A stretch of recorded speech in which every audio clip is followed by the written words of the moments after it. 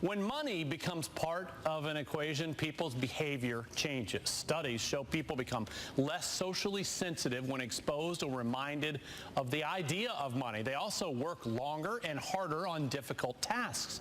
The same can be said for your children as well. Financial planner Joe Bert joins us now to talk more about this. I'm not sure that the fact that money changes people's behavior is necessarily surprising to people, but perhaps how.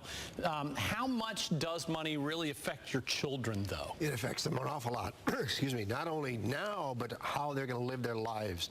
And the role model that the children see, Tom, is really what they're going to carry on through their life. So it's how you manage your money is what kids learn. You know, the old saying is how the twig is bent, so grows the tree. Right. When children see you making bad decisions, they don't even know it's bad decisions. You know, they see you using a credit card all the time. Mm-hmm. They see you arguing about money. I like the way you look at me when you say that. Well, I know your wife keeps you under control, so that's not a problem for you.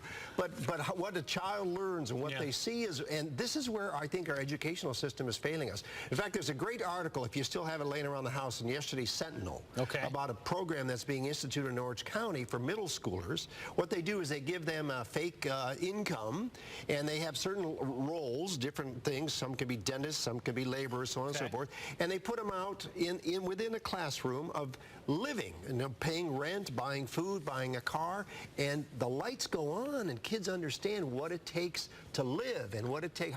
Because today kids think you get your money from the machine when you go to the bank. You know, you put your card in, out comes the money. It's a wonderful world. So first of all, what do you think is the right age to start talking to kids about money? I think early on. Kids need to understand, particularly this time of year. You know, we're all under the tree. Elementary school? Well, yeah. I mean, you can't have the deep conversations with them, but they need to understand that mom and dad work for this money, and this is how we pay our bills. I think we've said this in the past. You know, one of the real eye-opener things for teenagers and maybe even young adults is to take your weekly paycheck, the gross amount, you know, whether it's $3,000, $4,000, $5,000, whatever it might be, $1,000, and get it all in cash, and get it in singles, put it on the kitchen table, and then begin to pay so much for rent, so much for clothes, so much for food, so much for electricity, and they see how it goes out, and they really begin to understanding that money doesn't grow on trees. No, it certainly doesn't. So how can you introduce these concepts at an early age to kids?